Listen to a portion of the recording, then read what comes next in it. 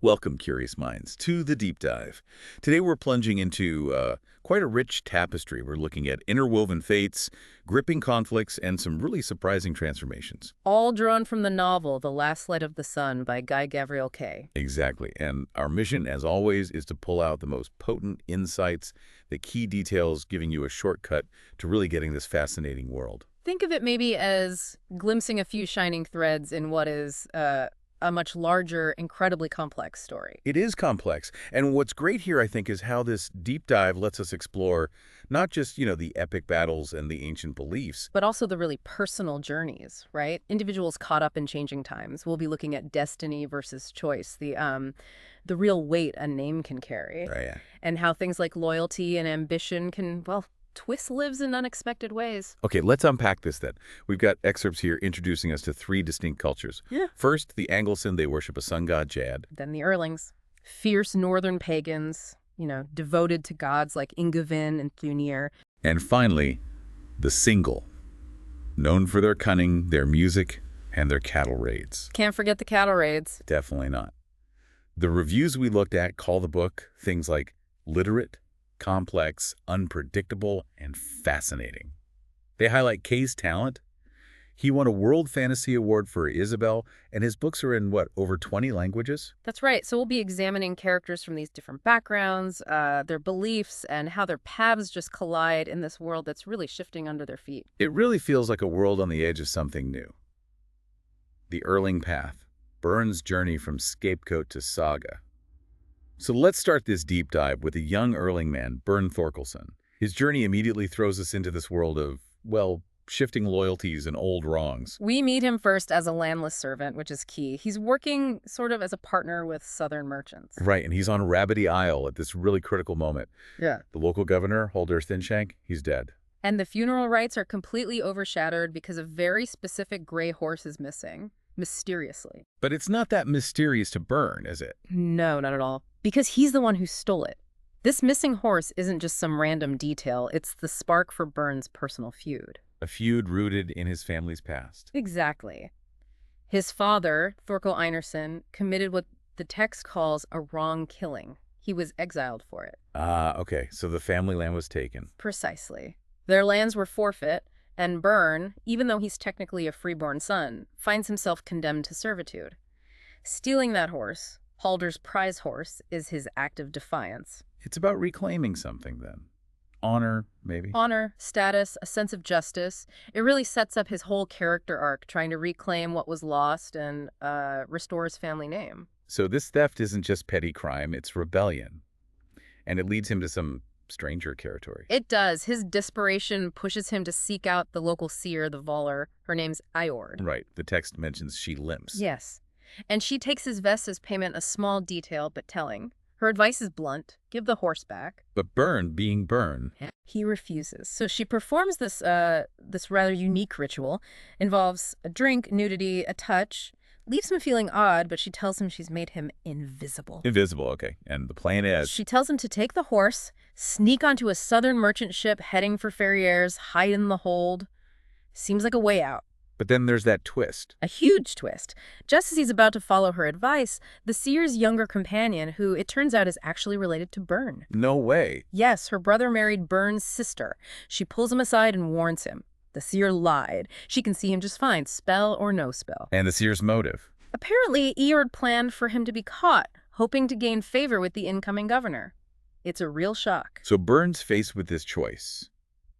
Believe the magic lie or the dangerous truth from his own kin. Exactly. A critical moment. And his choice is, it's bold. Yeah. Maybe reckless. Audacious is a good word. He decides to swim the horse across the strait to Vinmark. Swim it.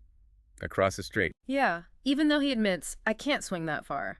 It's pure defiance, born of desperation. He even curses his exiled father in that moment. It's raw. What a way to start his journey. So fast forward a bit. Does this gamble pay off? How does he change? Dramatically. We see him later as a Jormsvik mercenary. He's described as a stranger, someone hardened, forged in a new, tougher world. And he gets a chance to prove it? Oh, yes.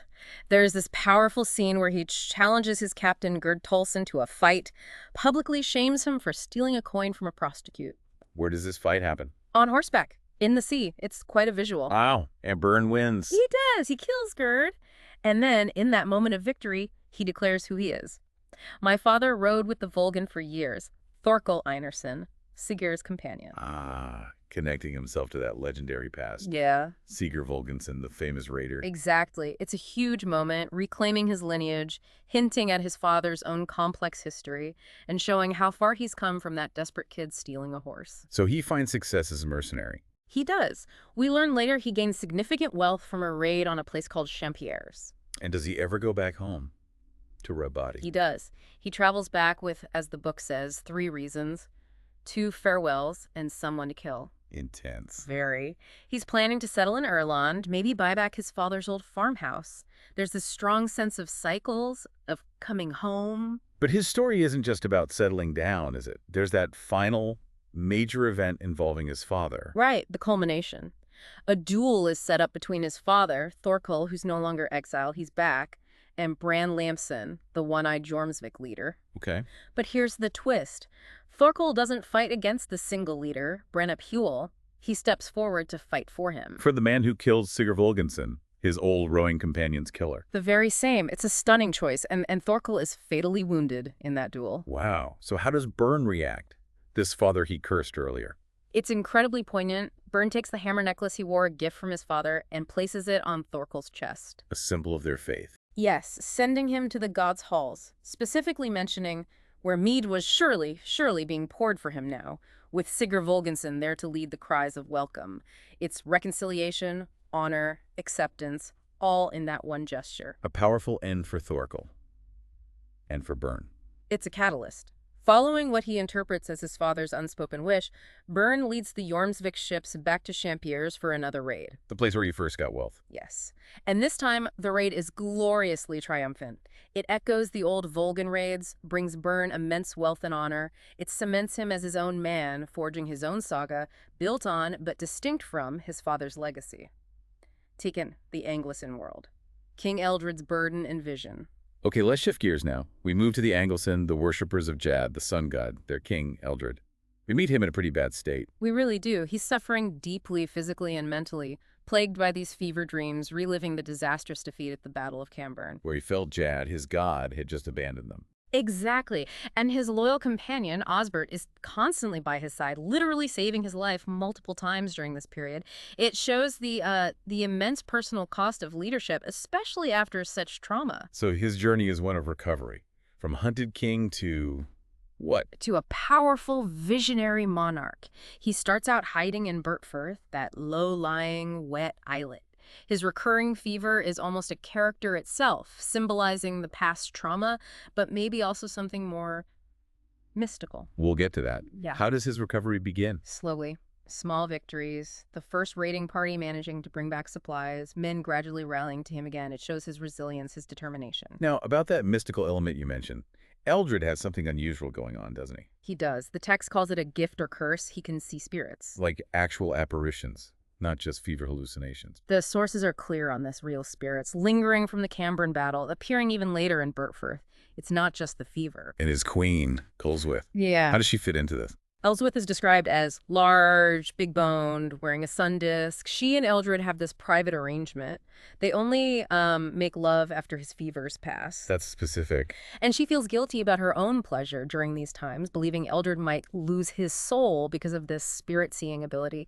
It adds this really complex spiritual and emotional layer to their relationship and his burden. Fascinating. And his court changes too, right? Yeah. He brings in figures like Cyngael of Lightworth.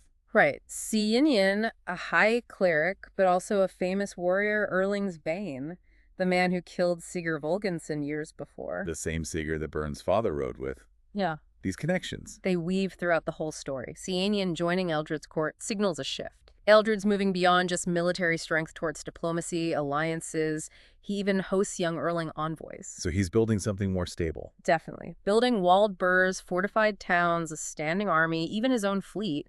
He's transforming Anglisson lands from, easy pickings for raiders into a real power. It shows how, as the book says, the world changes. And Eldred himself changes his focus too, doesn't he? It's not all warfare and politics. No, intellectually, too. Instead of the old ways, big feasts, jugglers, drinking, he turns to his clerics. He wants to discuss philosophy, like Calamarchos on living a good life, or designs for sanctuary. He wants to push back the dark in a different way, as the source puts it. A more thoughtful, perhaps more lasting way.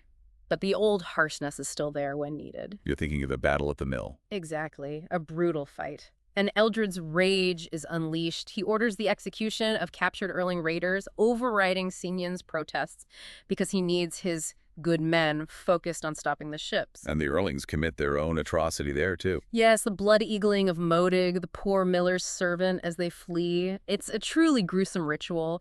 They sever the ribs from the spine, pull the lungs out, makes them look like bloody wings. It really underscores the brutal reality of the times, even with a king like Eldred trying to build something different, something more civilized. The violence is inescapable. Third, interwoven destinies, clash of worlds and unseen powers. Okay, so we've seen Byrne's path, Eldred's transformation. Now let's look at how these worlds really crash into each other. We meet the Cyngael properly through two brothers, right? Dai and Alan ab Owen. We first see them doing what the Cyngael are known for cattle raiding into Angleson territory, Arbroath specifically. But it goes wrong. It does. Their cousin Griffith gets captured, and then unexpectedly they run into Cyngael of Lidworth Eldred's cleric warrior. The guy who killed Sigurd, what does he do? He uses his authority and cunning to get them out of a really bad spot. They were about to confront Bryn ap Hjoll. Another significant name. Oh, yes. Bryn is a very formidable Cyngael lord, and crucially, he's the man who actually killed Sigurd Vogensen in that final fight years ago. Wow, okay. So Cyngael saves them from Bryn. For the moment. But Bryn's home, Brynfell, becomes the central point of collision later. Because of Ivar Ragnarsson. Exactly. Sigurd Vogensen's grandson, described as black-souled, he launches this absolutely brutal raid on Brynfell. He wants vengeance. And his plans are particularly vicious. Chillingly so. He plans to Blood Eagle Bryn's entire family. This is a guy who, the text tells us, just liked killing people. Killed his own sister when he was 9 years old. Pure malice. And that raid has tragic consequences for the brothers we just met. Yes. Dai ab Owen is killed during Ivar's attack, and his brother, Alan, is devastated. He comes to believe Dai's soul was stolen by fairies. Fairies. So we're moving into the truly supernatural here. We are, and it creates this deep spiritual conflict. You have the Jaddite belief the soul goes to Jadd's harbor, it's safe. But then you have these older, perhaps Cyngael or pre-Jaddite fears of a half-world where spirits can be trapped, lost, the dead aren't truly gone or at peace. And Alan acts on this belief. His grief drives him right into the spirit wood, a dangerous place where the veil between worlds is thin. And he meets someone there. He does. He encounters a fairy, described as slender, clad in green, hair that changes color, smelling of flowers, otherworldly. And they talk. What does the fairy say? She explains a key difference. You mortals love more because you lose so quickly. We don't know that feeling. It's quite profound. And Aline asks her, To care for Day's lost soul. It's just this moment of raw, desperate emotion, blurring the lines between the human world and the fae. does the spirit wood feature again? It sounds important. It becomes a sort of crucible. Later on, Aline goes back in, but this time with Thorkel Byrne's father, remember? Right before the duel. Yes. And Athelbert, who is King Eldred's son, they go back into this haunted place together. Why? It's tied into the conflicts swirling around Brynfell and Ivar's raid. Inside the wood, they encounter a beast god, other green creatures. It's perilous. And Thorkel does something significant there. He makes an offering. He lays down his hammer, that ancient symbol of his faith and heritage, as a sacrifice to appease these powers. A major act for an Erling warrior. Huge. After this, the fairy reappears, kisses Alan, and promises to help them, though she adds that her queen would be pleased, which leaves you wondering about the Fae's own agenda, you know? Always strings attached with the Fae, it seems. Now, Eldred's family also has connections to this spirit world, doesn't it? Yes, his daughter, Kendra. She inherits her father's gift or curse. She can see spirits, too. So she's aware of what's happening. She is. She can somehow read Alan, sense his presence, sense the fighting happening back in the spirit wood. And she tries to intervene. In an act the book calls almost unspeakably brave, she goes into the haunted woods alone. She wants to warn the spirit world about her brother Athelbert being there. That is brave. Does it work? Does she change anything? And here's a fascinating, almost cruel point the narrative makes. Her courage, her action, signified nothing at all in the wheel and turn of that night. It left no ripples. Wow, that's Her. quite a statement about heroism and impact. It really makes you think, doesn't it, about whether all brave acts actually matter in the grand scheme or if some are just lost moments? So how do things resolve, politically and personally, after all this turmoil? Well, politically, there's a major resolution. Alun Ab-Owen, the single brother who lost Dai and met the fairy, ends up marrying Kendra, Eldred's daughter. The one who sees spirits, so an Anglesyn single alliance. Exactly. A huge deal, overcoming generations of hostility between their peoples. It's a forward-looking move. But not all women have such agency, even royal ones. No, it's contrasted with Judith, Eldred's other daughter. She's described as fiercely strong-willed, someone who ought to have been a boy at birth. High praise, sort of, for the time. In a way, but it also highlights the constraints. Despite her strengths, she's ultimately married for a political alliance, showing the limited roles available even for women from powerful families compared to, say, the relative freedoms mentioned for single women. And the final confrontation, back at Brynfell. The climax. Bran Leofson, the Jormsvik leader, Byrne's leader now, essentially confronts Bryn Aphu, the single lord. The man who killed Sigurd. Right. And Bran delivers this stunning news. Ivar Ragnarsson, the architect of the whole raid, is dead. How? Killed by Brand himself, with Ivar's own blade, for deceiving the Jormsviks about the raid's true nature or potential. So the main villain is gone. But the confrontation isn't over? Not quite. Honor demands satisfaction. Brand accepts a challenge of single combat. And then, in that moment of ultimate sacrifice we discussed, Byrne's father, Thorkel, steps forward. steps forward to fight for Bryn, for the man who killed his own former leader, Sigurd, Yep. against his own Jormsvik commander. It truly is a full-circle moment, protecting the people Sigurd fought against. It encapsulates so much, the circling of time, as the book might put it, the sheer complexity of loyalty when times change, the choices you make when facing death. And Thorkel's death isn't just an end. No, it's redemptive. Witnessed by Byrne, it cements Thorkel's journey from exile to, well, a hero in his own right, a different kind of glory from his raiding youth. And as we said, it's the catalyst that sends Byrne onto his own path, leading that final triumphant raid. Out. So after diving through all these interwoven threads, what does it all mean? The Last Light of the Sun really takes us through this world steeped in ancient traditions, clashing beliefs. Where personal feuds just get tangled up with these grand political shifts. Yeah. We've seen characters like Byrne, Ellen, King Eldred. They're all grappling with grief, ambition, fate's unpredictable turns. From Byrne's horse theft, that desperate act, and his father Thorkel's final sacrifice. To Elun's encounter with the fairy in the Spiritwood, and Eldred's really burdened kingship. This deep dive just shows how individual lives are shaped by history, but also how they can, in turn, shape it, even in small ways, or sometimes large ones. If we pull back to the bigger picture, what does the novel illustrate overall? I think it beautifully shows how fluid identity can be, how important adaptation is when the world is changing around you. It challenges our easy assumptions about heroism, about loyalty, even about reality itself, blending history with the fantastic. Like those reviews said, complex, unpredictable, and fascinating. It draws on real history, Vikings, Anglo-Saxons, but weaves something unique. Absolutely. It forces the characters, and maybe us, to confront really difficult choices where the lines aren't always clear. Which brings us to a final thought for you, our listener. In a world like this one, where times changed, where the lines between good and evil, loyalty and betrayal seem constantly blurry, what do you choose to hold on to as an unchanging truth? And maybe consider that idea we touched on that sometimes a hero's most gallant actions, like Kendra's, might leave no ripples at all. While choices that seem small or desperate, like Byrne stealing that horse, can end up altering the course of lives forever. Something to think about.